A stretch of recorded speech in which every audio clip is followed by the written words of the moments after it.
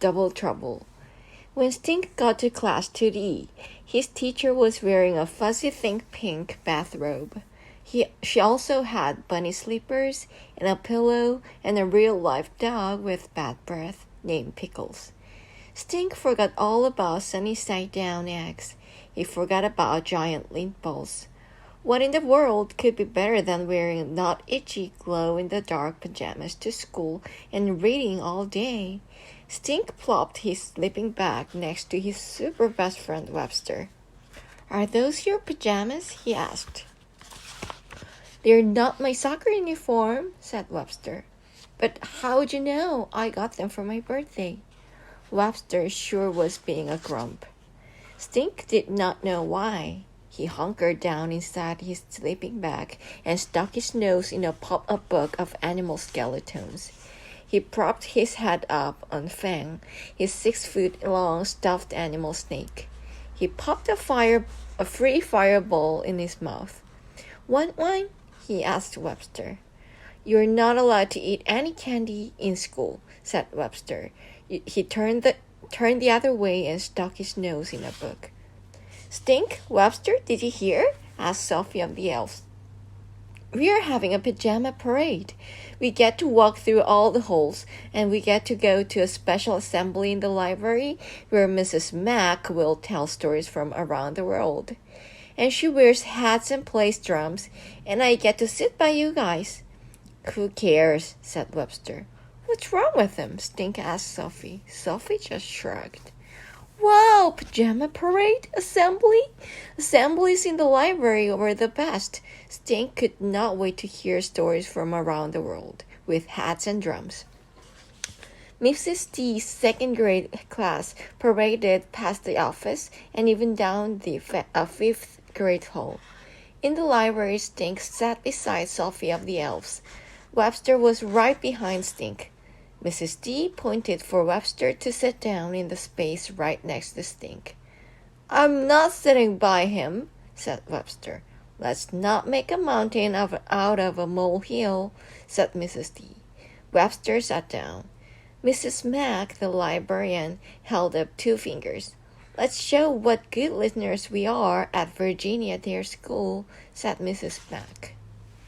"And remember," said Mrs. D, "let's keep our hands to ourselves."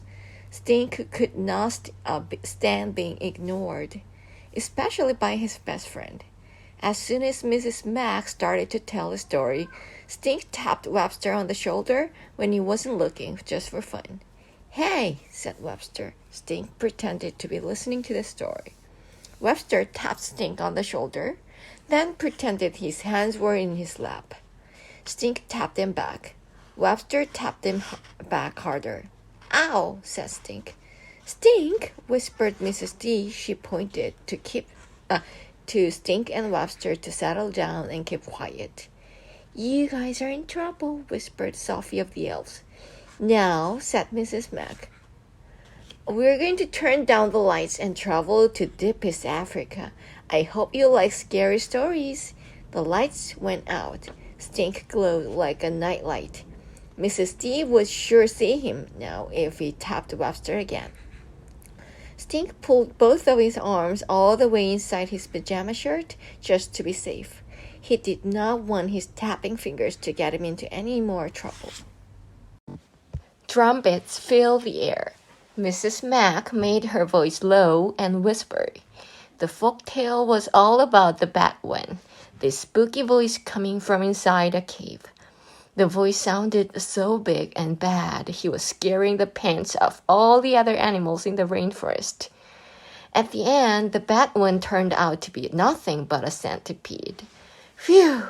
A South African red-legged centipede. Stink knew all about centipedes. Once, in the Toad-Pea Club with my sister, he told Webster, we tried to set a record for the longest human centipede. "So," said Webster. Stink forgot all about paying attention. Something was wrong with Webster. He tried to make up a centipede joke to tell Webster. "What goes 99 clunk?" Stink asked Webster. "Or 33 clunk? Or 67 clunk?" Webster ignored him. "A centipede with a broken leg." Stink cracked up. He flashed his fireball red tongue at Webster. Webster did not even crack a smile. Mrs. Mack was asking, "How many legs does a centipede have?" Stink knew the answer. He went to raise his hand, but his arms were still inside his pajama shirt. 100, said a first grader in the front row. Stink knew 100 was not the full answer. He just had to raise his hand. He tried to raise an elbow from inside his shirt. Something was wrong, very wrong. Something had happened to Stink's pajama top. It shrank. Stink wiggled and wriggled and tried to worm his way out of the shirt. Help! Where were the armholes? It was still dark. He couldn't see a thing. His shirt was all twisted. His arms were all caught. His elbows poked inside his shirt like a punching bag, but he couldn't find his way out. Help! Stink was stuck inside his pajama top. The name centipede means 100 feet. That's why we think all centipedes have 100 legs, said Mrs. Mack. Stink was still wrestling with his pajamas. The top went up over his head. Stink lost his head. He wrestled some more. Finally, he poked his arm out. Ow! He heard Webster cry. Hey, you sucker punched me. He shoved Stink into Sophie of the Elves. Hey, said Stink. I was only... Boy, said Mrs. T. Come with me. First the shirt, then hitting Webster. Double trouble. All the lights were on now. The room was suddenly somebody got in trouble quiet. Webster had his head down and looked like he was going to cry. Everybody stared at the boys as they followed Mrs. Dempster out into the hallway. Okay, you two, what's this fighting all about? I thought you were the best of friends. Stink started it, said Webster. I was just sitting there, and he punched me for no reason. I didn't mean to hit him. Honest, said Stink. It's all my pajamas' fault. I got stuck inside my shirt. Cross my heart. No lie. I was just trying to raise my hand to say that most centipedes have 15 pairs of legs. But some have up to 177 pairs, and if a leg gets cut off, it grows back, and some centipedes even glow in the dark. So, it was an accident? Asked Mrs. Dempster. Yes, said Stink. Can you say you're sorry, Stink? Sorry, Webster, said Stink. I didn't mean to hit you. Webster, said Mrs. Dempster. Are you okay now? Do you need to go see the nurse? Whatever, said Webster.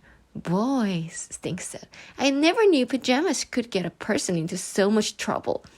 But Webster was already walking down the hall toward the nurse's office. His back was mad. Even his head was mad.